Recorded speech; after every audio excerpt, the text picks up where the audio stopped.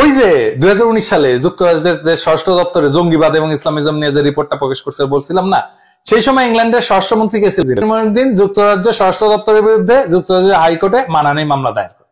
এবং মঈনুদ্দিনের খুব সাফ বক্তব্য ছিল যে বাংলাদেশের আদালতের রায়কে সূত্র হিসেবে ব্যবহার করার বিষয়টাই ওনার জন্য মানহানিকর, কারণ বাংলাদেশের আইসিটির কোন ধরনের গ্রহণযোগ্যতা নাই। সুতরাং আইসিটির রায় দেওয়া হয়েছে তার সবই ভিত্তিহীন।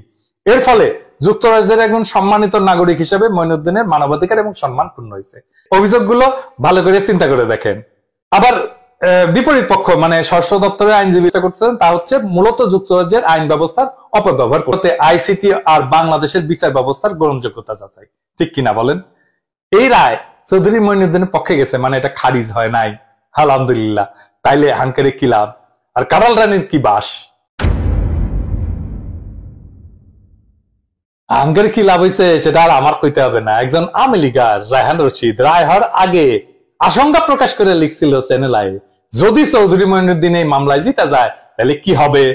আমি ওইখান থেকে কই এসে চারটা সম্ভাবনার কথা বলছিল। এক নম্বর হচ্ছে, যদি চৌধুরী মঈনুদ্দিনের পক্ষে রায়টা যায় তাইলে সেই রায়টা দেশে বিদেশে আইসিটির পুরো প্রক্রিয়া এবং প্রত্যেকটা বিচারের রায়কে চূড়ান্ত ভাবে প্রশ্নবিদ্ধ করবে এবং যুক্তরাষ্ট্রের আদালতের রায় শক্তিশালী হাতিয়ার হয়ে উঠবে হাসিনা বিরোধীদের হাতে। এইটা নাকি চারটা সম্ভাবনার মধ্যে সবচেয়ে কম ক্ষতিকর, বাকিগুলো নাকি আরো বেশি ক্ষতিকর এবং সুদূর প্রসারী। 2 নম্বর কইছে আইসিটির সমালোচনা, এটা পশ্চিমের গুরুত্বপূর্ণ আদালতের বদৌলতে এক ধরনের আইনি বৈধতার সিল পেয়ে যাবে। এই বিষয়টাকে তখন আইসিটির বিচারের দণ্ডপ্রাপ্ত সব আসামি ব্যবহার করতে পারবে এই জাতীয় কৌশলগত মানহানি মামলায়। তো উনি কইতেছে বর্তমানে যুক্তরাজ্যের আইন ব্যবস্থা এবং আদালত এমনিতেই এ জাতীয় মানহানি মামলার ক্ষেত্রে আকর্ষণীয় ফোরাম হইয়া উঠছে। সারা বিশ্বের অন্য সব ব্যবস্থার তুলনায় এই সুযোগটা ঢালাও ভাবে নেওয়ার সুযোগ তৈরি হবে তখন, মানে কইতেছে যুদ্ধাপরাধী পক্ষের দিক থেকে। এইভাবে 1971-এর প্রতিষ্ঠিত ইতিহাস একটু একটু কইরা বিকৃত হইতে থাকবে পরবর্তী প্রজন্মের কাছে।